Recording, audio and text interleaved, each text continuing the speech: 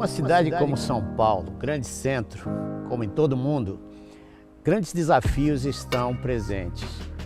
O desenvolvimento tecnológico e grandes indústrias atuando tremendamente no cenário econômico numa cidade como essa. Você vai ver não só as grandes performances acontecendo de alto padrão dentro dessas corporações, como também vamos ter a pobreza endêmica, pessoas buscando um espaço numa cidade tão grande como essa. Você vai ver a pobreza atropelando a riqueza, vamos ver a falta atropelando um consumo tremendo. E é nesse contexto que Deus coloca a Igreja Batista do Morumbi para ser bênção para as famílias da terra. Isso é bíblico, isso é parte daquilo que a igreja precisa ser, um testemunho da graça de Deus onde ela está sendo colocada. Nesse contexto, o Hands in Action, ele nasce para ser o braço da igreja, sócio evangelístico, atuando fora do cenário do nosso templo. Nós entramos nas comunidades, onde nós estamos atuando com as pequenas igrejas, fortalecendo o seu trabalho, trazendo profissionais ali. Temos o Hands in Action Mundo, onde nós abraçamos comunidades que estão ao redor do mundo, atravessando problemas como o tráfico humano, o tráfico de órgãos e a exploração do trabalho infantil e outras situações. Nós entendemos que a história de Deus precisa chegar até pessoas que nunca chegarão aqui, ao menos que a igreja vá até eles. Por isso nós também temos o Hands in Action aqui do nosso bairro, onde nós queremos atuar nos dois lados sociais do nosso bairro. Nosso bairro é dividido por uma metade que vive em comunidades e a outra metade em condomínios de alto padrão. Nós achamos que nesse lugar onde Deus nos colocou que queremos ser bênção para essas famílias, levando nossos profissionais. Você que é parte da nossa igreja, na verdade, tudo que você está vendo nesse filme tem a ver com você. Pessoas que saíram daqui, tocaram vidas, estão tocando vidas, transformando vidas. Pessoas que talvez nunca teriam suas vidas restauradas, ao menos que Jesus chegasse até elas através de você. Então nós estamos aqui tentando te desafiar a ser parte do Hands in Action que está acontecendo através da sua igreja. Essa é a sua igreja, esse é o seu trabalho, é o meu trabalho de sermos bênção para todas as famílias que Deus nos coloca diante dos nossos olhos.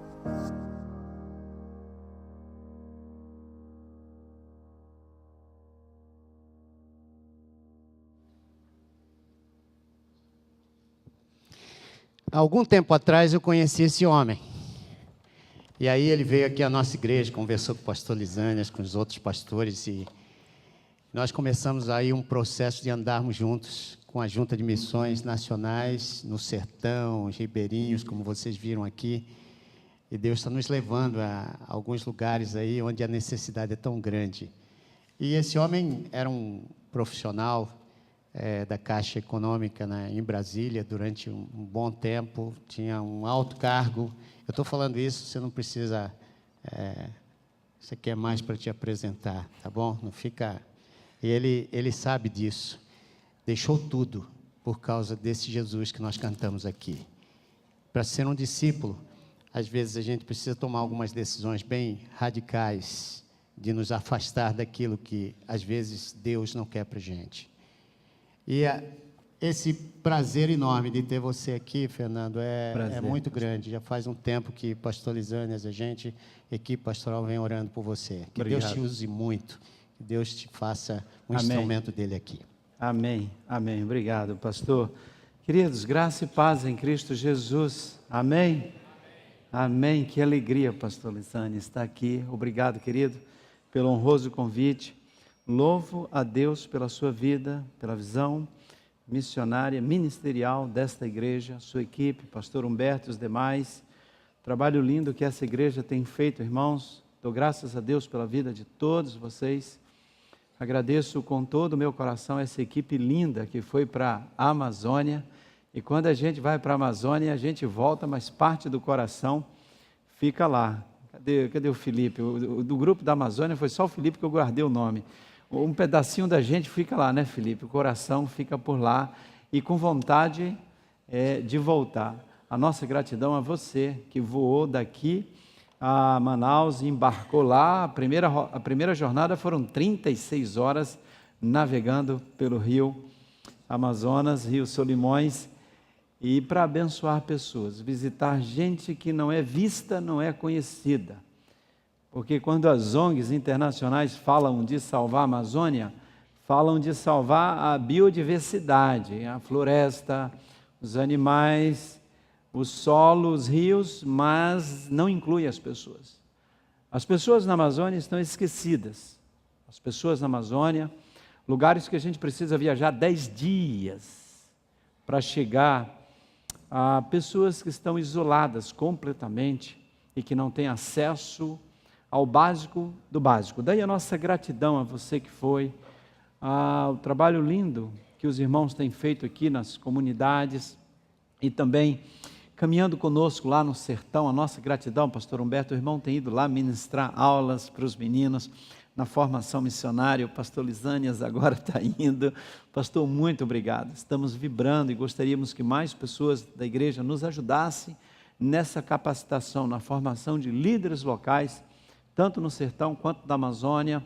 Na Amazônia, esse programa de formação missionária e vários outros projetos que acontecem dentro do projeto maior, que é o Projeto Amazônia. A gente depende de muita mão de obra, gente que nos ajude na capacitação de líderes locais para abençoar estas pessoas. Eu, como disse o pastor Humberto, sou diretor da Junta de Missões Nacionais, é uma organização missionária dos batistas que existe há 111 anos. E nos últimos 11 anos eu tenho colocado minha vida nesse negócio. Na verdade, irmãos, eu perdi minha vida há algum tempo. Eu já morri faz tempo. Eu já não tenho mais projeto pessoal de vida, nem plano pessoal há muito tempo. Eu jovem, eu nasci lá eu ainda não estou pregando não, viu, irmãos? Não conta meu tempo aí não, viu, meu irmão? Por favor. Aquele relógio ali vai numa velocidade. Aí eu já estou mais à vontade, que eu preguei no primeiro culto aqui. Agora é outro auditório, né, pastor? É outra gente aqui. Vocês não me ouviram antes não, né? Não, então eu posso falar outras coisas aqui, tudo bem. Mas eu queria abrir meu coração com vocês nesses primeiros minutos. Daqui a pouco eu vou ler o texto bíblico aqui para a gente começar a mensagem de verdade. Mas eu nasci, queridos, lá no interior da Bahia. Alguém nasceu na Bahia aqui? Levanta a mão. Glória a Deus. Olha, pastor, alguém é neto de baiano, filho, primo, sobrinho, cunhado? Oh, aleluia. Estou em casa. Pode abaixar a mão, Deus abençoe. Alguém gostaria de ser baiano? Levanta. Deus abençoe, Deus abençoe, Deus abençoe, Deus abençoe, Deus abençoe. E olha, pastor, que coisa linda nessa manhã aqui, o agir de Deus. Após o culto, por favor, me procure, a gente vai começar esse discipulado para você se tornar um baiano, que é um povo muito especial. Onde você vai no mundo, você encontra baiano, é um negócio impressionante. Eu nasci na roça, eu nasci no sertão. Alguém nasceu na roça aqui, além de mim? Levanta a mão. Querido, você nasceu na roça? Você nasceu também na roça? Você? Qual é o seu nome? Amério. Você é da roça, cara. Eu nasci na roça. Meu pai tinha uma fazenda. Meu pai era descendente de franceses que foram para a região da Chapada Diamantina, atrás de ouro lá na Bahia e tal, arrumaram ouro por lá, compraram terras. E aí meu bisavô herdou e tal. Enfim, eu sei que eu nasci na roça, acordando cedo e tirando leite de vaca e lá no sertão, comendo aquelas comidas lá do sertão. Depois o papai vendeu a fazenda lá e foi para outro lugar para a gente estudar em outra cidade na Bahia. Só que meu pai acabou perdendo tudo e com 6 filhos teve que recomeçar a vida. Nós passamos muitas dificuldades, não conhecíamos Jesus, não conhecíamos a palavra de Deus. Depois fui para Belo Horizonte, fui estudar lá. A minha mãe me deu a passagem de ida. Eu disse para ela que eu nunca mais voltei para casa, foi exatamente porque ela me deu a passagem só de ida. Eu fui estudar em Minas e já tinha aceitado Jesus, eu me converti lá pelos 14 anos de idade. Passamos muitas lutas na nossa família, isso aí não dá para contar não, que aí vai pegar mais o meu tempo. Mas eu fui estudar e estudei, fiz vários cursos, inclusive estudei teologia. e fui ordenado pastor lá em Belo Horizonte, mas nesse meio tempo eu passei no concurso da Caixa Econômica Federal e, pela graça de Deus, ocupei várias funções de gerente de agência, gerente de negócio, de mercado, fiz muitos cursos pela Caixa na época. Aí depois eu fui para Brasília, para a matriz da Caixa, fiquei 10 anos lá como executivo e também pastoreava uma igreja lá, uma igreja missionária, que tinha projetos missionários em vários lugares do Brasil. Eu sempre trabalhei biocupacional, trabalhava na Caixa durante o dia e nas outras horas eu também pastoreava e tínhamos uma equipe lá conosco. E o cara que nasceu no sertão, meu amigo, saiu de casa, com dinheiro da passagem, e chegar onde, pela graça de Deus, consegui chegar profissionalmente, era uma bênção. E um dia eu pensei assim, eu estava com 38 anos, e olhando minha família, olhando onde tínhamos chegado, todos os cursos que eu tinha feito, tantos MBAs disso, MBA daquilo e tal, gestão disso, gestão daquilo. E eu pensei assim, puxa vida, aquele cara que comia calango lá no interior da Bahia. Pastor, aqui a gente fala, o pessoal ri. Vocês sabem o que é calango? É um lagarto verde. Alguém aqui já comeu calango? Não, só eu. Só eu? Levanta a mão. Lá atrás. Gente, eu estou bem na foto aqui. A gente fritava aquele negócio. O papai não gostava de deixar a gente comer calango, não. Mas de vez em quando a gente comia um calango frito. Teiu frito, é um teiu, um negócio assim. E hoje, eu estava naquela época numa função de grande responsabilidade, enfim. E eu pregava, né? Eu pregava na minha igreja lá. A minha igreja que tinha 38 projetos missionários no Brasil, fora do Brasil, crescendo, multiplicando discípulos. Já estávamos assim próximos de 2.000 membros, a coisa estava crescendo e eu trabalhando na Caixa também, e assim descansando na graça do Senhor. E eu pregava que a gente tinha que colocar tudo nas mãos do Senhor, entregar tudo para Deus, e que Deus é Senhor de todas as coisas, enfim. Aí um belo dia me ligaram com um convite para ser diretor de missões nacionais. Ninguém me conhecia. Foi uma questão de circunstâncias da direção de Deus. E eu pensei, esse negócio não é para mim. Primeiro desafio que seria, a instituição estava com dificuldades, etc e tal, e eu com a minha vida estabelecida em Brasília, trabalhando há 20 anos na Caixa Federal, com várias funções incorporadas, etc e tal. Quem é funcionário público sabe disso, do que incorporar a função, etc e tal. E aí, Deus deixa muito claro para mim e para minha família que nós tínhamos um chamado missionário para deixar o ministério pastoral da igreja e pedir demissão da Caixa e ser missionário. Com 3 filhos, uma menina com 16, outra com 12 e um menino com 6. Todo mundo estudando. E aí me veio esse convite, falei para minha esposa, não vou nem orar, porque isso não é de Deus. Deus não faz isso com a pessoa, não. Não. Deus não faz isso. Não vou orar, vamos esperar aí 2 semanas e nós vamos responder. Com aquela frase chavão, nos sentimos honrados pelo convite, etc e tal. Mas Deus não nos chamou para esse negócio. Deus abençoe, estamos orando, etc e tal. Só que aí minha esposa falou assim, mas nós vamos mentir. Nós vamos fazer pelo menos uma oração. Falei, vamos, uma. Irmãos, eu coloquei 5 provas que eu tinha certeza que Deus não tinha poder para resolver. Porque eu não queria ir nesse negócio, não. Eu não queria ir para missões, não. Eu coloquei 5 provas que eu quero ver Deus resolver esses 5 negócios aqui. Ele não vai conseguir. E deu o prazo mais curto possível. Eu não queria ir, não. Tinha uma vida estabilizada, irmãos, economicamente, uma outra realidade. Enfim. E Deus começou a falar e responder esses negócios. E eu comecei a ficar desesperado. Que Ele começou a responder. E eu reuni a minha família e falei para eles assim, olha, vocês têm ideia do que é esse negócio? Nós vamos largar tudo isso aqui. Nosso padrão de vida vai cair. Nós vamos morar no Rio de Janeiro. Vocês têm ideia do que é morar no Rio de Janeiro? No Rio de Janeiro. Nós moramos aqui, nós morávamos num apartamento de 4 quartos, 3 suítes, morávamos num lugar, olha, nós vamos morar num apartamento missionário. Nós vamos rodar o Brasil todo. Eu vou ter que viajar muito. A vida vai mudar. E um detalhe, eu vou sair da caixa. E eu não vou ter mais aquela aposentadoria, não. E talvez vocês tenham que cuidar de 2 velhinhos quando vocês crescerem mais. Aí a minha filha do meio falou assim: pai, porque lá em casa a gente ora e no final a gente fala: o Senhor é nosso pastor e nada nos faltará. O Senhor é a nossa alegria e a nossa força. Nós somos seus servos e andaremos sempre na sua luz. A gente sempre falava isso.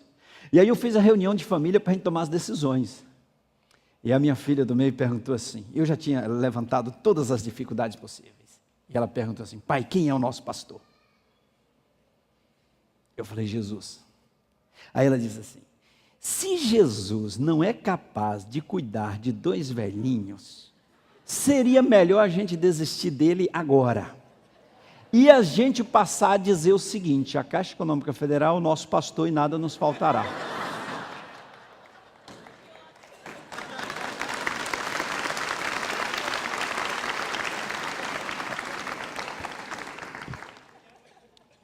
Doze anos. Ana Flávia, o nome dela, está com 23 agora. Irmãos, e ali Deus foi mudando a nossa história. Mas eu descobri que eu era um pastor idólatra. E que eu não confiava tanto em Deus assim. Estou abrindo meu coração para vocês, irmãos. Porque eu construí uma zona de segurança. Nós, seres humanos, depois que nós pecamos, que nós caímos, obrigado, pastor, não trouxe o lenço, olha aí. Nós, seres humanos, o pecado nos fez seres inseguros e medrosos. O ser humano é medroso, inseguro, porque nós nos afastamos de Deus. Então o ser humano ele é cheio de medos e de inseguranças. E ele então tenta construir uma zona de conforto, de segurança, para eliminar o máximo possível a sua vulnerabilidade. Então, construir uma zona de conforto, quer ver? Construir um patrimônio sólido, isso dá uma certa segurança, tem imóvel próprio, tem um emprego federal, ter um bom salário, ter uma reserva, aí a gente constrói essa zona de segurança. E eu trabalhei a vida toda para construir isso. E aí eu não sei, lá na Bahia a gente falaria assim, e eu não sei por que cargas d'água, depois de passar tantas lutas e chegar nesse ponto, Deus agora vem e pede tudo isso. O senhor não podia pedir outra coisa? Vai largar tudo isso, minha zona de segurança, minha zona de conforto? E eu descobri que eu tinha alguns Isaques que eu precisava consagrar e dedicar ao Senhor. Padrão de vida, a zona de conforto, tudo aquilo que a gente acha que conquistou e que a gente está no controle, Deus pediu.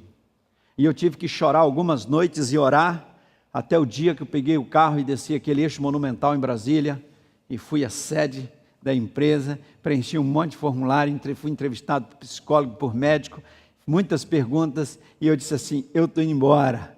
Aí me perguntaram, mas você vai fazer o quê? Eu falei: vou ser missionário. Mas o que é isso? Eu expliquei, mas não entendiam. Mas você já é pastor? Eu falei: não, mas você é missionário. Você está com algum problema em casa, separando? Estou não. Meu problema é outro. Aí, eu tinha meus Isaques. E às vezes, irmãos, a nossa vida profissional, o nosso sucesso, isso que o mundo diz que é a realização plena da vida, que são as conquistas humanas, isso às vezes vira um altar e um Deus que a gente passa a servir. E na verdade a Bíblia fala sobre Mamon. A agenda do mundo é definida por Mamon. A correria, o estresse, a dinâmica é definida por ele. E nós, de certa forma, servimos a esse Deus chamado Mamon, chamado riquezas. E aí eu precisava entregar tudo aquilo ao Senhor para virar missionário. Aí eu recebi um formulário, preenchi tudo, e aí depois tinha lá, líquido a receber, 0. Pedi demissão, não tinha acordo, nem fundo de garantia recebi. Saí com a mão abanando. Cheguei lá embaixo do prédio, liguei para minha esposa e falei assim: nós estamos livres, aleluia. Livres de quê? Falei assim: agora nós estamos livres, nós vamos trabalhar para Jesus, vamos ser missionários. Agora nós somos missionários. Juntamos a turma e fomos para o Rio de Janeiro. Para você ter ideia, eu perdi 83% da minha renda para ser missionário. Eu falei, cá comigo, eu falei assim, eu devo ter jogado pedra na cruz. Por que Jesus não faz um negócio desse? Eu falei assim, só porque eu nasci no sertão da Bahia, deve estar acontecendo isso comigo. Isso não acontece com um cara que nasce em São Paulo. Mas entregamos tudo, irmãos, para o Senhor. A minha filha um dia entrou no quarto chorando e disse, pai, eu não sei qual é a sua decisão, mas nós aqui já tomamos a nossa. Eu, minha mãe, e o Gui e a Flavinha, se nós não aceitarmos esse convite, nós vamos ser desobedientes ao Senhor. E só tem duas coisas importantes na nossa vida, que a nossa família esteja unida e no centro da vontade de Deus. Ela casou, outro dia eu preguei no casamento, preguei sobre isso. Falei, você me ensinou um dia que só importa na vida que a família esteja unida e no centro da vontade de Deus, e o resto, Deus proverá.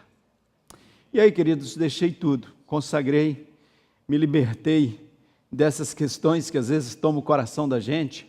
Então, a gente sempre tem que trabalhar, enfim, prosperar, fazer negócios, etc e tal. Mas não pode estar com o coração nisso não, porque Deus pode te pedir isso a qualquer momento e querer que você coloque isso a serviço dEle. E se você estiver reinando, você vai ter dificuldades. E experimentar viver na total dependência de Deus é um negócio extraordinário. Eu não sei se você já experimentou isso, dormir e acordar cada dia na total dependência do Espírito de Deus. Sabendo que Deus está no controle, não importa o que vai acontecer amanhã, não importam quais as notícias virão, o que importa é que Ele está conosco, Ele está no controle, Ele estará conosco mesmo no vale da sombra da morte, e eu dependo 100% de Deus. Não importa, Deus está no controle, depender de Deus. Mas vamos falar de missões, muito bem. E aí eu perdi minha vida, coloquei minha vida em missões, irmãos. Hoje eu não tenho nenhum projeto pessoal de vida. Eu só tenho duas razões de viver. Eu uso duas alianças, né? Uma é com minha esposa, meus filhos, minha família. E a outra, os meninos da Cristolândia que saíram das ruas me deram e falaram, pastor, você tem uma aliança com as ruas do Brasil. Falei, tá bom, minha esposa disse que eu podia usar. Então são minhas duas razões de viver. Minha família e as ruas, a obra missionária. Então, para mim, tanto faz chover, fazer sol, o que eu visto, o que eu como, o que eu deixo de comer, onde eu durmo, se é no barco, é na rede, pouca diferença faz para mim. A única coisa que me preocupa é que eu esteja correspondendo com a expectativa de Deus, aquilo que Ele quer para a minha vida. Felipe, nós temos muitos projetos missionários na Amazônia, meu irmão. Você foi lá, viu. Nós temos no Nordeste, temos projetos nesse Brasil todo. E esse negócio na Amazônia, eu fiz uma viagem para lá, há alguns anos, e voltei com o coração de lá quebrado. Fui visitar uma família, e lá a gente viaja muito, né? 20 horas, 30 horas, sei lá, um dia, 2.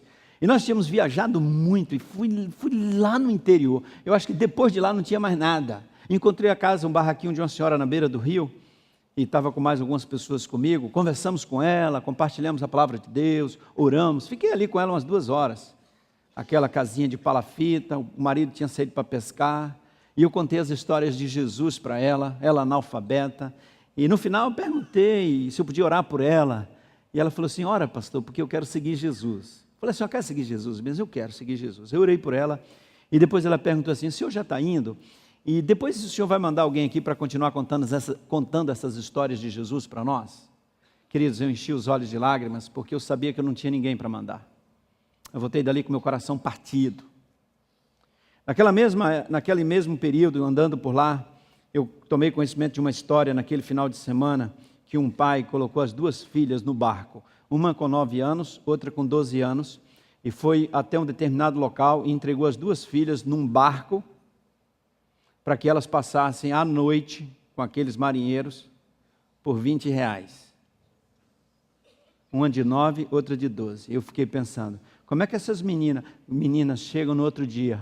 O pai encosta o barco de novo, o barquinho deles naquele outro barco grande, aí as meninas descem e um pai recebe as 2 filhas, uma de 9 e outra de 12, que passaram a noite com homens por R$20, para que aqueles R$20 fosse o sustento daquela família. Irmãos, isso não está certo não. Isso não está certo não. Eu tive depois um jantar lá com o juiz, com a promotora, eu contei essa história, compartilhei com eles, e aí um deixou assim entre linhas mais ou menos, é um pouco cultural. Eu falei assim, querido, cultural porque não é sua filha. Não vem falar isso comigo não, porque isso não está certo. Eu voltei com o coração partido de lá, vendo aquelas crianças ribeirinhas, irmãos, todas as crianças têm cárie nas suas bocas, por isso nós temos o programa de erradicação da cárie, vocês que foram lá viram, distribuímos escova, creme dental, 3, 4 vezes ao ano para aquelas comunidades, cadastramos as crianças, temos equipamentos odontológicos lá e levamos equipes, temos missionários dentistas que foram direto para lá, André e a Germana moram lá, deixaram tudo aqui em São Paulo, foram para lá, contratamos como missionários e eles cuidam daquelas crianças juntamente com outras pessoas. Vidas preciosas. E esse projeto, irmãos, tem mudado a vida de muita gente. Adquirimos uma área, construímos um centro de treinamento para formar líderes locais, para mudar a história daquelas comunidades. As crianças sendo cadastradas, levamos dentistas, então vão tratando aquelas crianças, e o nosso objetivo é, em 5 anos, erradicar a cárie, pelo menos com as crianças, nas comunidades onde nós estamos trabalhando. Isso é possível. Programa simples. Só precisa de gente colocar o coração.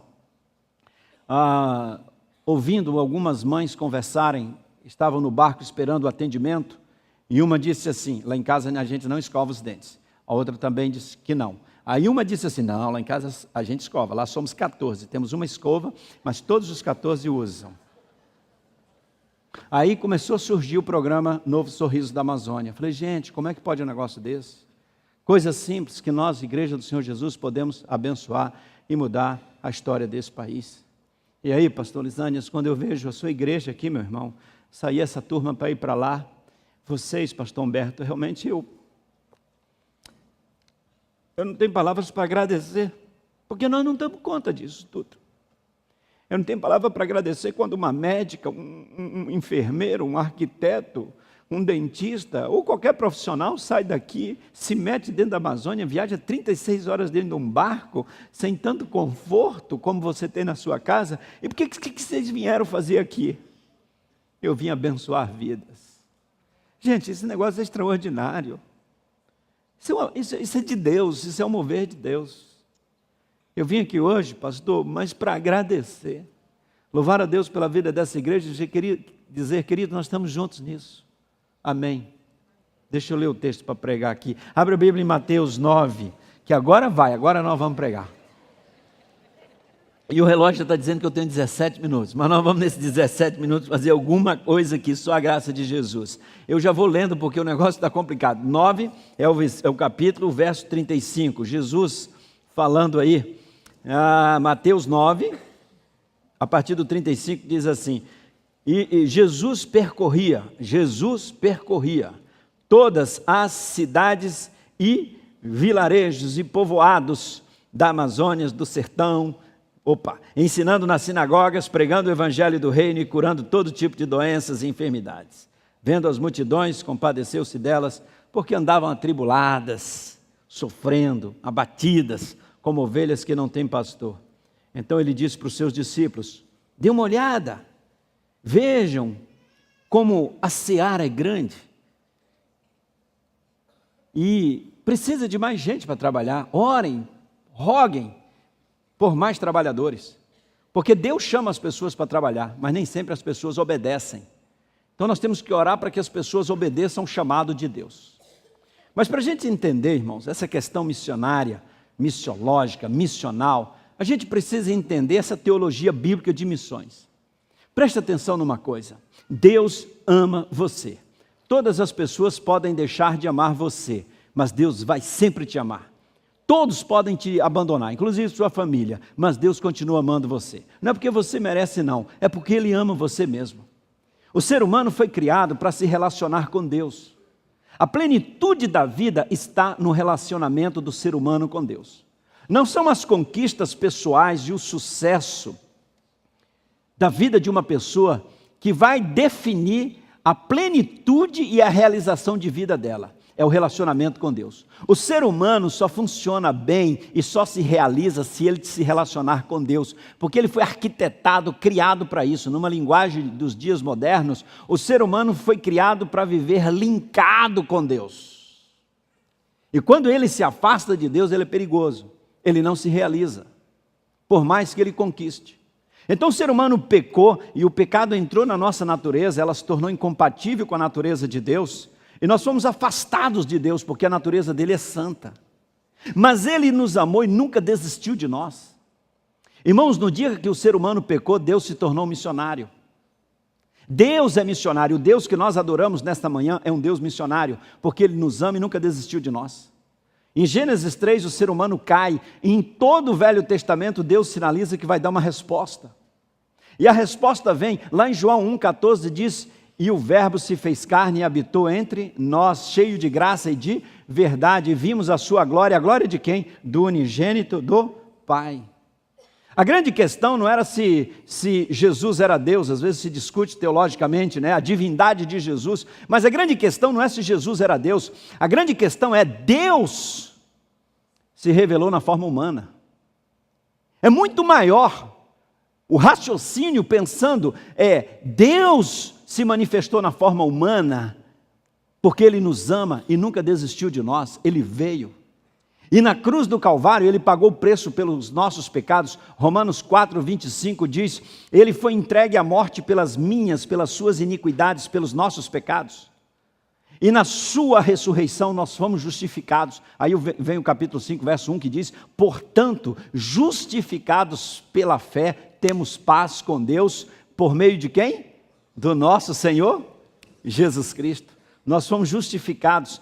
Temos agora paz com Deus, podemos nos relacionar com Deus. Jesus pagou o preço na cruz do Calvário pelos nossos pecados e agora em Cristo Jesus não há condenação para nós. E olha que coisa extraordinária, além dele ter pago o preço pelos seus pecados, escrito o seu nome no livro da vida, olha o que ele fez. Ele enviou o seu Espírito Santo para habitar em você. Meu irmão, olha aqui para mim, presta atenção no negócio. O irmão tem ideia do que significa o Deus Todo-Poderoso que criou os céus e a terra habitando em você? O onipotente, o glorioso Deus de Israel, que criou os céus e a terra, que abriu o mar vermelho, que as nações são como uma gota num balde para Ele, que tem domínio e poder sobre toda a natureza. Este Deus onipotente, onisciente, sabe onde Ele habita? Em você. Você é templo do Espírito dele, e o Espírito deste Deus testifica com o seu Espírito que você é filho de Deus. Porque se você não tem o Espírito de Deus, você não é dele, você não nasceu de novo. E é o Espírito dele que testifica com o nosso Espírito que nós somos filhos de Deus. Irmãos, o maior poder deste universo habita em você. O poder que habita em você é o poder de Deus, o poder do Espírito, o poder da palavra. Agora veja a questão.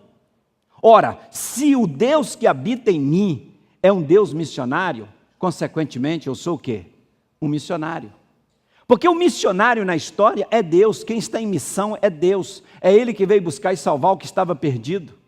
É Ele que nos ama, é Ele que quer alcançar os ribeirinhos, é Ele que quer alcançar lá na Índia aquelas pessoas, é Ele que quer alcançar no sertão, é Ele que quer alcançar todas as pessoas aqui do bairro, desse estado. Não sou eu, nem você, que desejamos isso, mas é Deus que quer isso, tanto que Ele disse assim como o Pai me enviou, eu vos envio. Então, na verdade, o missionário é Deus. Agora, se Ele habita em nós, consequentemente, nós somos missionários. Então, a questão da missão não é opcional, é um estilo de vida. Se você é cristão, se você é discípulo do Senhor Jesus, é inevitável, é natural que se o Espírito Santo lidera a sua vida, se a palavra de Deus lidera a sua vida, você está envolvido com a causa, com a missão do próprio Deus. Se envolver na obra missionária é permitir-se ser liderado pelo Espírito Santo de Deus, ser liderado pela palavra de Deus. A vida é sua, e Deus quer usar você. Você pode entristecer o Espírito Santo, até anular a obra dele na sua vida.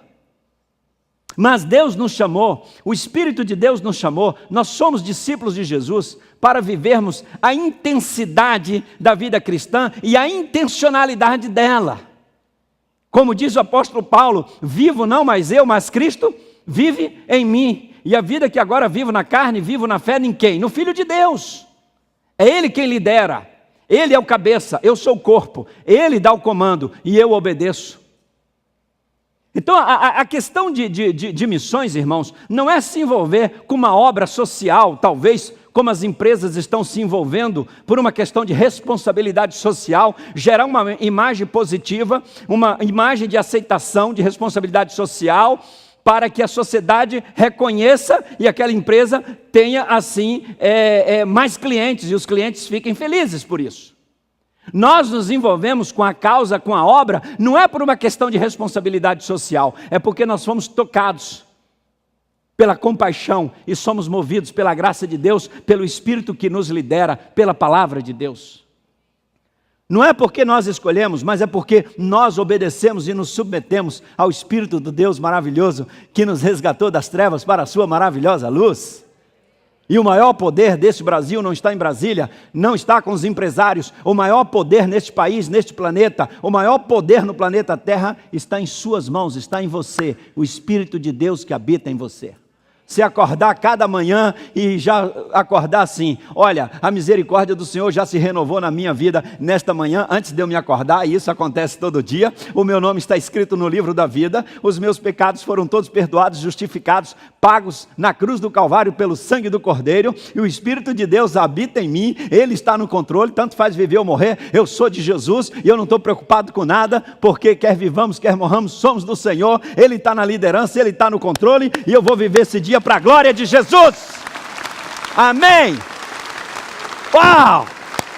Ser cristão é maravilhoso. Seguir a Jesus é maravilhoso. Ser discípulo de Jesus não é praticar uma religião. Ser discípulo de Jesus é um estilo de vida. Ser discípulo de Jesus não é cultuar a Deus eventualmente uma vez ou duas por semana, quando nos reunimos num local como esse. Se nós somos templo do Espírito Santo, a nossa vida é um culto ao Senhor. 7 dias, 24 horas por dia. O templo é lugar da glória de Deus, da presença de Deus, da manifestação da graça de Deus. Então, se você diz, meu irmão, eu sou templo do Espírito Santo, então a sua vida é um culto ao Senhor. Se você é templo do Espírito, você é liderado pelo Espírito. Se você é templo do Espírito, você está submisso à palavra dele. E se você é templo do Espírito, você está na missão e você é liderado e tocado pela compaixão e pela graça de Deus. E inevitavelmente você vai se envolver nisto, não por uma escolha, mas por um estilo de vida. Missões não são escolhas. Missões não é um programa da igreja. Missões é um estilo de vida do cristão. Vou repetir. Missões não é um programa da igreja. Missões é o estilo de vida de alguém que tem o Espírito Santo de Deus. E se eu me permito ser dirigido pelo Espírito, inevitavelmente eu vou me envolver nisso. Se você não está envolvido nisso, só tem 2 explicações. Ou você não tem o Espírito Santo, ou você não obedece e não se permite ser liderado por ele. Eu vou repetir.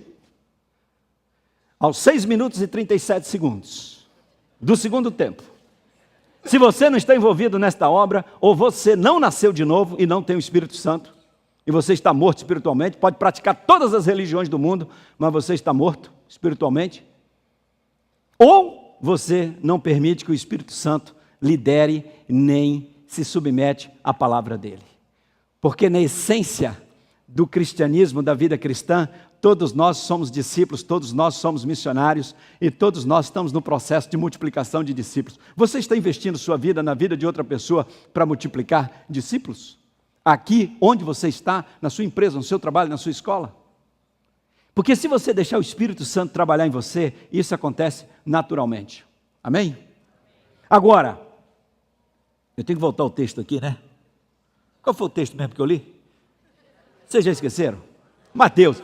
E percorria as aldeias, vilarejos. Mas quem é que percorria? Era um profeta? Era um líder revolucionário? Não!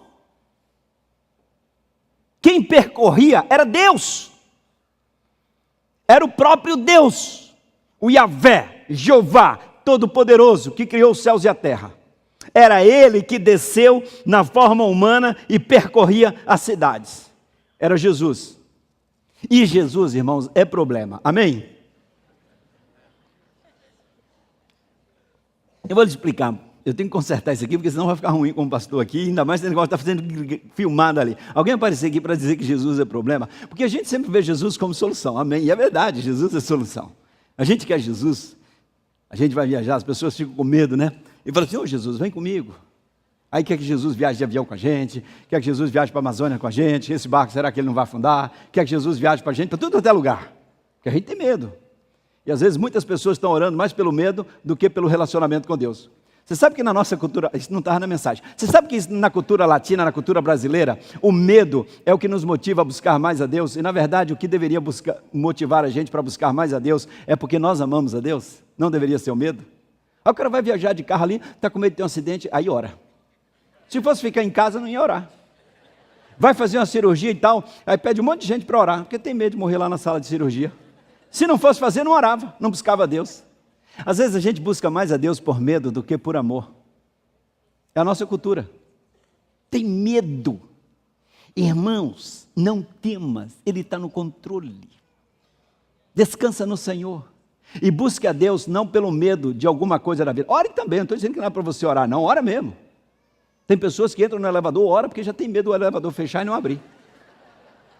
Ora mesmo, porque isso ajuda você a resolver esse negócio do medo. Agora, busque a Deus porque você o ama estar na presença dEle, a intimidade, é relacionamento. Deus nos chamou não para praticar uma religião, mas para ter relacionamento com Ele. Agora deixa eu voltar aqui no problema. Então Jesus, Ele atraía pessoas, Ele percorria, Deus percorria esses lugares e Ele atraía pessoas com problema. Quem é que Jesus atraía? Leprosos, cegos, prostitutas, samaritanos, publicanos, cobradores de impostos, corruptos. Jesus atraía gente de todo jeito, mulheres doentes. Jesus só atraía problemas. Você quer andar com Jesus? Se você estivesse percorrendo ali com Jesus, você ia topar isso o tempo todo, só encrenca. Depois do Sermão do Monte, lá em Mateus 5, 6 e 7, é o Sermão do Monte, aí vem o capítulo 8, Jesus então desce e vai cumprir a sua agenda missionária. Você sabe qual é o primeiro compromisso na agenda missionária de Jesus depois do Sermão do Monte? Um leproso. E diz o texto que Jesus toca no leproso. Os discípulos devem ter pensado, onde é que ele vai parar? Ainda depois do leproso, que ninguém deveria tocar em leproso, aí aparece um comandante romano dizendo que tem alguém doente na sua casa. Aí Jesus fala assim, eu vou lá e vou curar. Aí os discípulos falaram, sem noção. Já viu na lei um judeu entrar na casa de um gentil e ele ainda quer ir lá para abençoar romano? Está fora de ordem, Jesus. Aí o moço ficou tão impactado com o negócio que ele falou assim, não Jesus, não precisa ir lá em casa não, só fala uma palavrinha e o moço vai ficar curado. E se você pegar o capítulo 8 de Jesus, a agenda dele, ele tem uma agenda intensa. E no final do dia, ele fala para os discípulos, olha, vamos entrar no barco. Eles estavam em Cafarnaum. E atravessaram o mar da Galileia, foram para Gadara, 27 quilômetros, e ele enfrentou uma tempestade num barco que não tinha ar-condicionado, não tinha serviço de bordo, ele estava deitado na proa daquele barco, não tinha conforto nenhum, e pegou uma tempestade, ele tentando tirar um cochilo, os discípulos chamaram e falaram, Jesus, acorda porque o negócio está feio, o barco vai virar. E o Rei dos Reis, o Deus eterno, estava deitadinho ali naquele barco. Sabe para quê? Para chegar na terra dos Gadarenos. João capítulo 9. Quem vem ao encontro de Jesus? 2 endemoniados que viviam num cemitério, violentos, ninguém passava por lá. E aí Jesus liberta aqueles 2 homens. Aquela cidade rejeita Jesus. Jesus entra no barco e volta para Cafarnaum. Só atraía problema. Agora, quando eu olho o Rei dos Reis, depois de um dia intenso, de uma agenda intensa, abençoando tantas vidas, atravessar o mar da Galileia para ir lá abençoar 2 pessoas, e ser rejeitado e voltar, meus irmãos. É o Rei dos Reis. Aí depois você pode continuar o capítulo 9, a agenda intensa dele, e o texto que eu li é o finalzinho dessa agenda. Veio primeiro o sermão, depois a agenda dele, a agenda missional dele, e em seguida vem o capítulo 10 de Romanos, que ele chama todo mundo e diz, agora vocês vão, agora é com vocês, se eu habito em vocês, vocês vão atrair pessoas. Meu irmão, se Jesus habita em você, amém? Então você atrai pessoas, com problema. Aí que está o negócio. É que a gente quer um estilo de vida sem problema. Eu quero uma zona de conforto, meu irmão. Eu não quero problema. Senhor, resolve todos os meus problemas. E hoje eu já nem estou orando mais assim. Senhor Jesus, manda o que vier. O que importa é que o Senhor está comigo. Porque eu sozinho não vou não. Agora vem que a gente vai. Aí eu encontro às vezes o cara fala, pastor, eu passei 20 anos no presídio, estou vivendo na rua, na Cracolândia agora e tal. Me dá uma oportunidade, me leva com você. Eu vou levar para onde, meu irmão? Ele falou, me leva, me dá tem compaixão de mim. E aí a gente abençoa. Jesus habita em você, você atrai pessoas. A igreja do Senhor Jesus, se ela não atrai pessoas, ela tem algum problema. Agora, por que Jesus atraía pessoas? Primeiro, ele tratava as pessoas com compaixão. Sempre, você vai encontrar, e Jesus movido de compaixão. Tinha um monte de faminto lá, e Jesus movido de compaixão, abençoa aquele pessoal. Jesus era tocado de compaixão por aquelas pessoas. Queriam apedrejar uma mulher, Jesus cheio de compaixão, abençoa aquela mulher. Cegos em Jericó gritando, Jesus, filho de Davi, tem? Da gente aqui, e Jesus, e os discípulos, não rapaz, está atrapalhando. Não está atrapalhando, deixa chegar perto de mim, porque eu vim buscar e salvar o que estava perdido. Presta atenção, o Senhor Jesus que habita em você veio buscar e salvar o que estava perdido, e Ele atrai pessoas com problema. Segunda coisa, por que Jesus atraía pessoas? Porque Ele ministrava graça na vida das pessoas. Não era pelo que as pessoas faziam, ou porque o que elas estavam enfrentando. Jesus abençoava as pessoas independentemente se elas mereciam ou não. Pegou um cego de nascença lá, curou o rapaz. Que coisa, irmãos. Restaurou aquela vida daquele rapaz, capítulo 9 de João. O pessoal questiona, o rapaz diz assim, olha, eu não quero nem saber se ele é profeta, se é de Deus ou não. O que importa é que eu era cego e agora eu vejo. Ele me restaurou com a graça. Então Jesus atraía pessoas porque Ele tinha compaixão e era movido pela graça. Terceira coisa, é porque Jesus manifestava o poder de Deus na vida dessas pessoas. Quando as pessoas tinham contato com Jesus, a vida era transformada. Jesus não fazia obra de caridade, Jesus transformava vidas. Ouviu? Jesus não fazia obra de caridade, Jesus transformava vidas. Com compaixão, tocado pela compaixão, ministrando a graça e o poder de Deus. Olha aqui, o Espírito Santo habita em você, a palavra de Deus também. Você recebeu autoridade e foi enviado para manifestar compaixão, a graça e o poder de Deus na vida das pessoas. E para isso, você precisa estar cheio do Espírito Santo. Isso é para gente espiritual, como esses meninos já estão subindo ali para tocar e sinalizar. O seu tempo acabou. E assim funciona.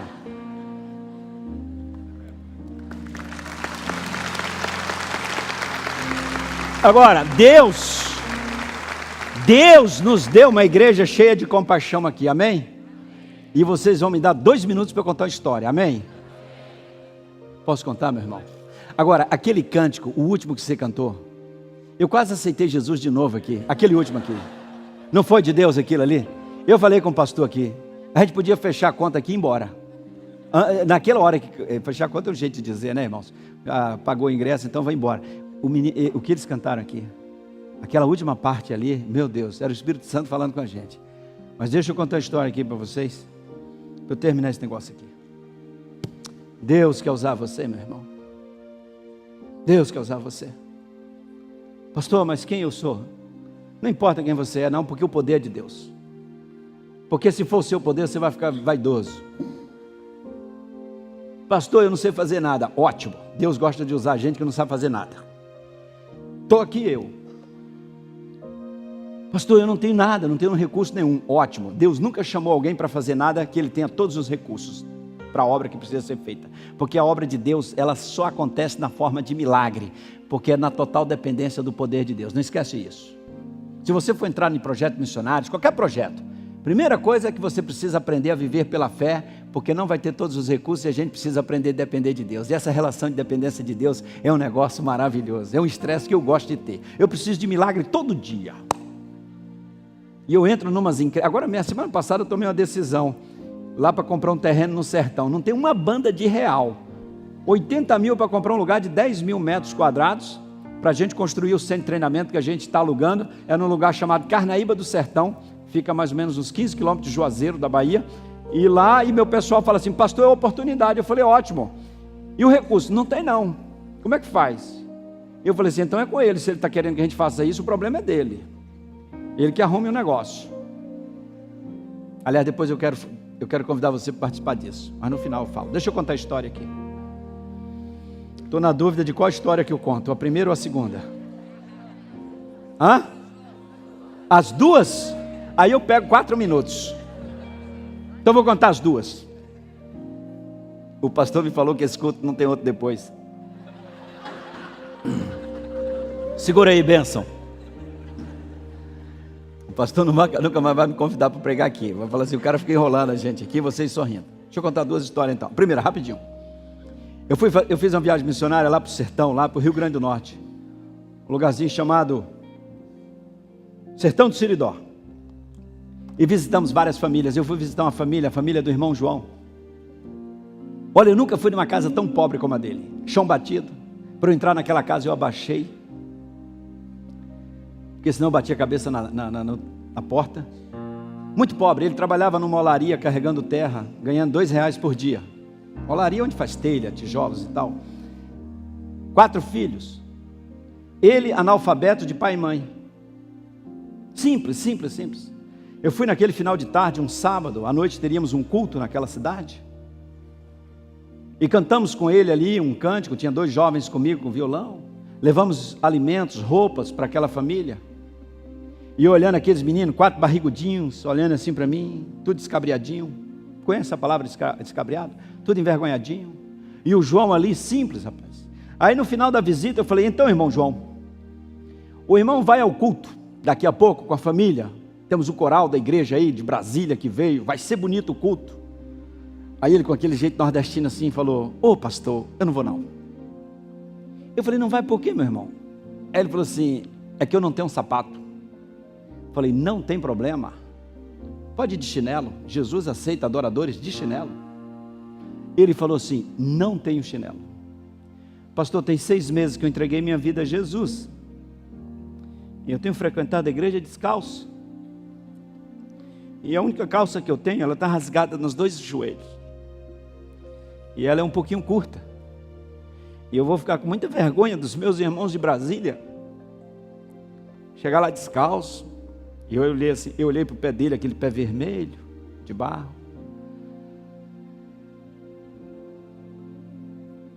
Aí entrou uma ideia na minha cabeça que não era minha não. Eu tenho certeza que eu não ia pensar aquilo nunca. Uma ideia entrou assim na minha cabeça. Dá o seu tênis para ele. E aí eu pensei comigo, não posso. Jamais. Há 1 mês, eu tinha viajado aos Estados Unidos a trabalho, passei 2 dias em Nova York lá, e eu queria muito comprar um tênis de couro, que não tinha aqui no Brasil. E eu paguei parece que uns quase $300 nele, porque o bicho era de marca. E o dólar da Areste estava uns 3 e alguma coisa. E eu estava usando o tênis pela 2ª vez. Você acha que eu ia pensar em dar esse tênis para esse cara? Nunca! Por isso que essa ideia entrou aqui, eu não sei de onde ela veio. Dá o seu tênis para ele. Eu falei, não posso, é de Nova York. Me ajuda! Mas Deus é bom. E Ele nos dá inteligência, e o cérebro já raciocinou. Como vamos nos livrar disso? Simples. É só perguntar o número que ele calça. Não bate com o seu, você está livre. Glória a Deus. Deus é bom, meu irmão. Aí eu perguntei para ele assim, irmão João, que número você calça? Ele olhou para o pé. E disse para mim assim, eu não sei, pastor. Eu nunca usei um sapato. Aquela luzinha lá dentro de mim falou assim, o número é igual ao seu. Dá o seu tênis para ele. Eu entrei numa enrascada. E eu não tinha saída. E sabe quando o Espírito Santo pega você? Aí ele vai quebrando suas forças. Você tenta, mas não dá, e o seu coração começa a derreter. Aí eu enfiei o pé assim, um dedo no outro assim do tênis, e dei o tênis para ele. Depois um irmão comprou uma sandália havaiana para mim numa barraca lá, e à noite eu dirigi o culto de sandália havaiana. Mas irmãos, eu estou contando essa história, não é para dizer que eu dei o tênis para ele, não. Eu não fiz mais do que a minha obrigação. O João era membro da minha igreja. Eu pastoreando em Brasília, ele era da frente missionária nossa lá. Tinha um membro da minha igreja frequentando a igreja descalço. E aquele tênis no meu pé não passava de vaidade. Porque se a gente depende do que calça ou do que veste para ser alguma coisa, é muita mediocridade. Não é o que nós calçamos ou vestimos ou o que temos que nos faz abençoados. É o que nós somos em Cristo Jesus que nos faz abençoados. Não tem essa ilusão. Lá em casa eu tinha outros tênis, eu tinha outros sapatos, e aquilo no meu pé não passava de vaidade, aquilo não combina com Jesus. Tira esse negócio do seu pé que vai ficar melhor no pé do João do que no teu. Aí Deus me libertou desse negócio. O João me deu uma aula de vida cristã, eu fiz mestrado de vida cristã num barraco, e o professor era analfabeto, lá no sertão. Mas estou contando a história, irmãos, não é porque eu dei o tênis para ele, não. É o seguinte, ainda vem a razão da história. Na casa de um cidadão que ganhava R$2 por dia, analfabeto, uma tapera, sem energia elétrica, significa que não tem fogão, não tem geladeira, não tem micro-ondas, não tem lava-louça, não tem outras máquinas de lavar, essa montoeira de coisa que tem com energia elétrica. Eu pensei comigo, será que esse cara é feliz? 4 filhos, analfabeto, ganhando R$2 por dia. Será que um cara desse é feliz? Eu pensei comigo, sem chance. Aí eu perguntei para ele, João, você é feliz? Irmãos, fim de tarde, 5 e pouca da tarde, aquele sol vermelho do Nordeste entrando naquela casa. Aquele homem estava o tempo todo de cabeça baixa, com vergonha. E teve uma hora que ele disse, pastor, não posso nem te dar um copo d'água, porque o pote está rachado. Aí eu perguntei, você é feliz, João? Ele levantou a cabeça, irmãos, olhou nos meus olhos, e ele disse, pastor, eu sou o homem mais feliz da face da terra. Desculpa, irmão, chorar, eu me emociono, essa história marcou minha vida. Pastor, eu sou o homem mais feliz da face da terra, porque depois que Jesus Cristo entrou no meu coração, na minha vida, e na vida da minha mulher, Jesus veio morar aqui em casa, com as famílias, com as crianças. Jesus, pastor, o Senhor está visitando o homem e a família mais feliz da face da terra. O nosso barraquinho é simples, mas Jesus mora aqui, pastor. O Rei dos Reis vive aqui. E a nossa família é feliz, pastor. Eu não tenho um tênis para ir na igreja, eu vou descalço.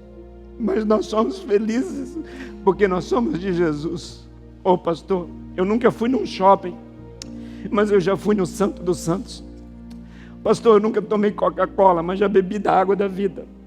Eu nunca comi um sanduíche do McDonald's, mas eu já comi do pão da vida, pastor. Pastor, minha casa é muito simples, minha família é muito simples, não tem nada. Eu não tenho uma calça de marca para ir à igreja, mas as minhas vestes já foram lavadas no sangue do Cordeiro. Eu não tenho, pastor, absolutamente nada na vida. Eu não tenho nada. Eu não tenho nada. A minha casa é simples. Mas eu sou de Jesus. Eu não tenho carteira assinada, eu não tenho nenhum contrato de trabalho, eu não tenho nenhum bem, nenhum patrimônio. Mas eu sou herdeiro do Rei dos Reis, e o meu nome está escrito no livro da vida. Eu não tenho um salário digno, mas eu sou servo daquele que é dono de toda prata, de todo ouro. E olha, pastor, nós não temos nada, mas nós somos felizes. Eu fui aprender que não precisamos ter nada, o que nós precisamos ter é Jesus Cristo, e viver intensamente essa vida cristã, esse discipulado. A intensidade, a intencionalidade da vida cristã vai muito além do que nós imaginamos, irmãos. Aprendi com aquele homem que a vida é permitir que Jesus lidere a vida da gente, porque tudo vai virar pó.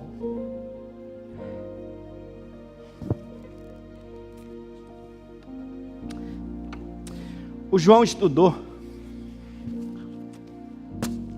O João hoje é plantador de igreja no sertão. Líder de louvor. Outro dia me mandou um recado para eu passar lá para tomar um café com ele. Aí eu disse, eu vou lá, mas eu tenho que levar um tênis para você. Não tem mais história não, irmãos, para contar. A história para contar é você que vai contar. E é a sua história. Que história você tem para contar? Abaixa a sua cabeça. Para orar ao Senhor. Eu falei desse desafio de construir um centro de treinamento lá no sertão. A compra de um terreno por 80 mil. E a construção. Um ato de fé. Eu não estou pedindo dinheiro para você não. Mas se Deus tocar no seu coração e você quiser entrar nisso, fala comigo depois do culto. Eu vou dar meu cartão para você, você faz contato comigo. E junto com a igreja, com o pastor Humberto, nós vamos orientar você a participar disso. Mas só entra nisso se Deus te chamar para entrar nisso. Participar dessa obra lá no sertão. Mas eu queria orar com você nesse momento. Quantas pessoas aqui têm um chamado missionário? Quantos aqui têm um chamado missionário? E vão obedecer esse chamado? Levanta a mão. Pastor, Deus tem um chamado missionário para mim. Eu queria que você saísse do seu lugar e viesse à frente para a gente orar. Canta a minha voz, aquele cântico lindo que você cantou, a última. Sai do seu lugar, meu irmão, vem aqui para a gente orar. Pastor, eu tenho um chamado missionário. Eu vou ir na frente. Eu quero ser liderado pelo Espírito Santo.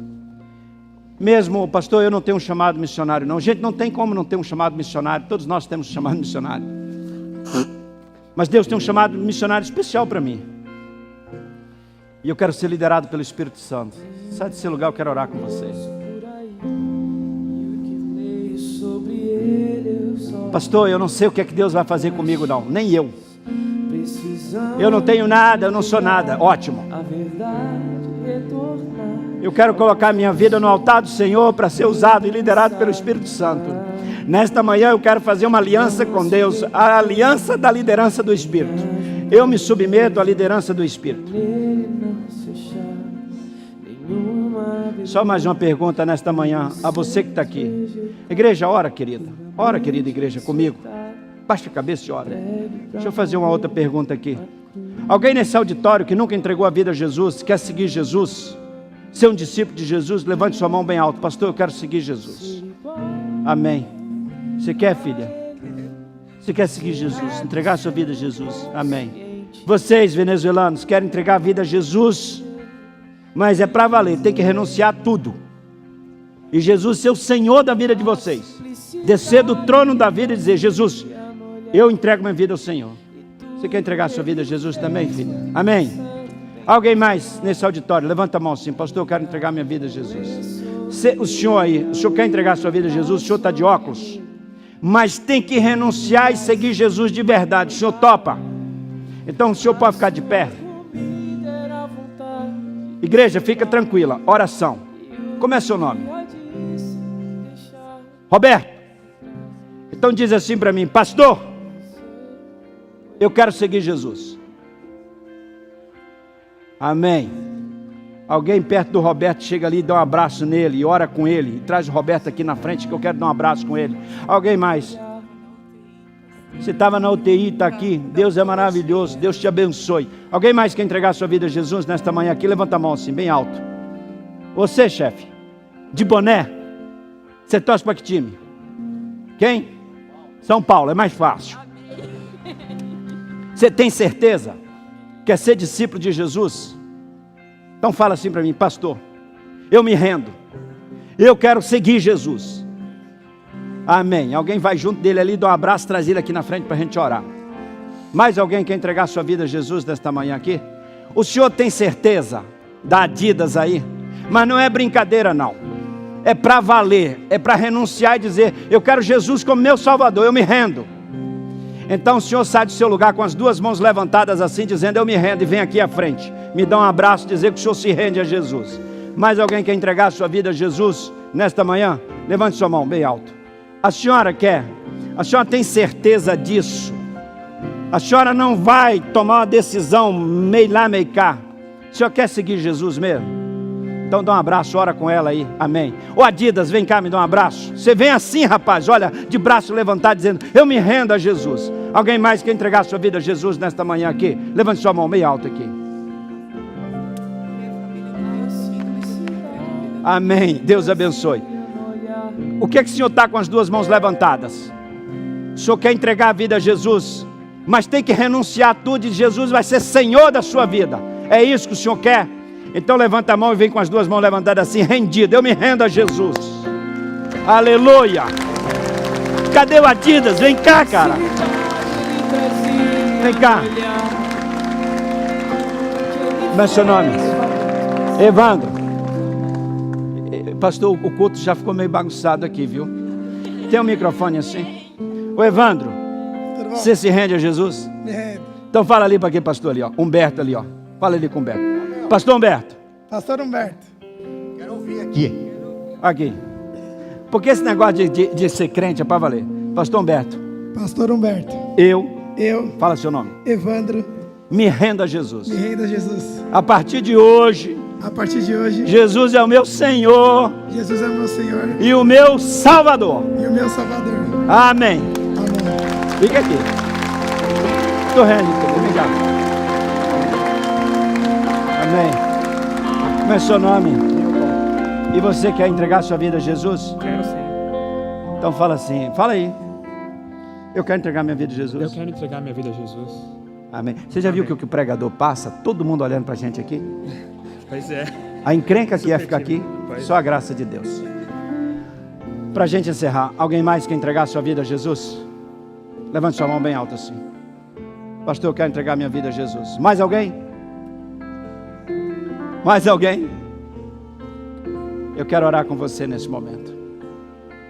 Se você quer participar dessa obra lá no sertão comigo, nessa encrenca que Deus me botou a semana passada, que eu já decidi e é problema dele, você fala comigo depois do culto e eu te dou a direção como é que a gente vai fazer, tá bom? Igreja, vamos ficar de pé, que a hora já foi para a gente orar.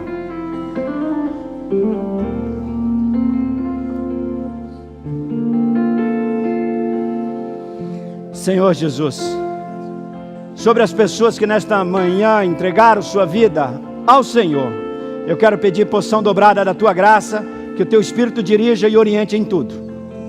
Livra-os, liberta-os, e que o nome dessas pessoas sejam escritos no livro da vida. Cobre-as com o Teu sangue, e os que vieram à frente, ó Pai, com as suas vidas sendo consagradas e dedicadas à obra missionária. Sobre eles eu peço 3 coisas: porção dobrada da Tua graça, que sejam cheios do Teu Espírito, e que por meio deles milhões e milhões de pessoas sejam abençoadas. Em nome de Jesus, amém e amém.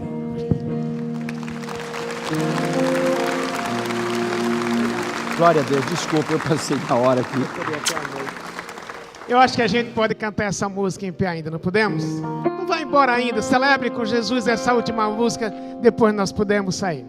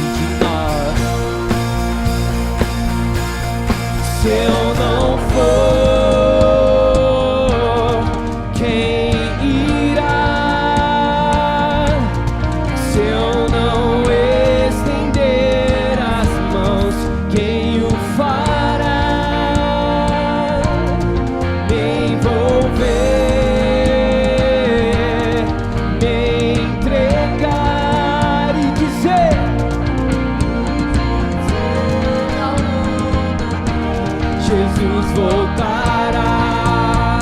Oh!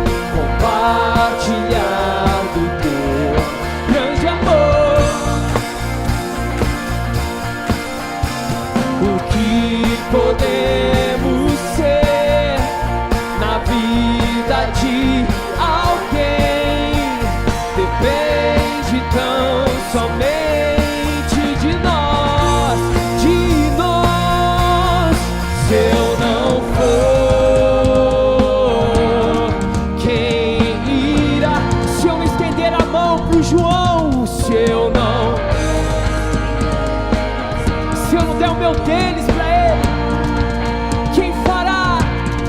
Me envolver, me entregar e dizer,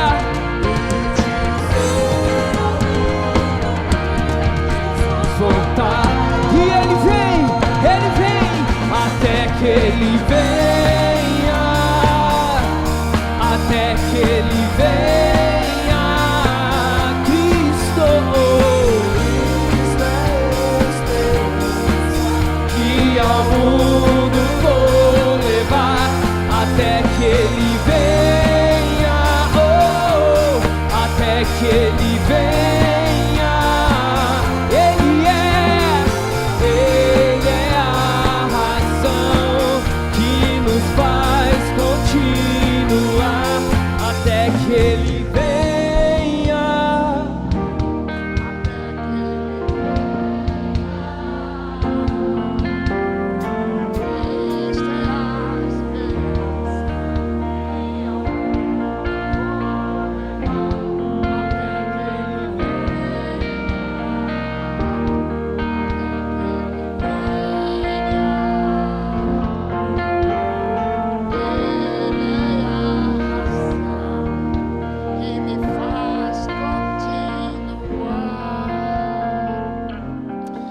Hoje, entre os dois cultos, um casal me procurou, me segurou ali na porta e disse: a primeira vez que eu vim nesta igreja foi depois do carnaval, domingo depois do carnaval, que vocês falaram sobre acolhimento. E eu nunca me senti tão acolhido na vida como nessa igreja. E aqui Deus tem transformado a minha vida. Eu acho que é esse lado da gente receber, mas o que nós vemos hoje é ao lado da gente ir lá fora. E quando você ouvir essa mensagem que você ouviu hoje, o foco é para fora, a gente ir atrás. Então sábado, Hands in Action, é uma experiência a gente ir para fora, sair desse salão, buscar quem está lá fora para ser acolhido. Por isso, quando você atravessar aquela porta, não esqueça, você está numa missão. E como vimos nessa manhã, o poder não é seu, Deus vai lhe capacitar para fazer aquilo que você nunca fez. Mas não esqueça que nesta manhã, talvez se não toda a igreja, uma boa parte da igreja diz: Senhor, eu vou. Não esqueça, Deus vai lhe capacitar. Dê a mão quem está ao seu lado. Nós vamos terminar orando e agradecer a Deus esta manhã. Obrigado, pastor Fernando, pela bênção que foi para a minha vida, para a nossa igreja. Que Deus use você muito mais do que você pode imaginar. A Deus, obrigado pelo desafio desta manhã. Só te pedimos que a gente não esqueça aquilo que ouvimos e que prometemos ao Senhor. Te agradecemos porque houve festa no céu por aquelas pessoas que disseram: eu vou te seguir, Jesus, como meu Salvador. E nós te pedimos que a gente, ao atravessar aquela porta de saída, a gente não esqueça, a gente está numa missão que o Senhor nos deu e nos capacite para cumpri-la. Por isso oramos dizendo que a graça do Senhor Jesus Cristo, que o amor de Deus, nosso Pai, que nos amou infinitamente, e o poder do Espírito Santo nos capacite para cumprir essa missão que Ele nos deu, hoje e para todo sempre. Amém. Que Deus abençoe vocês. Até domingo, se assim Deus quiser.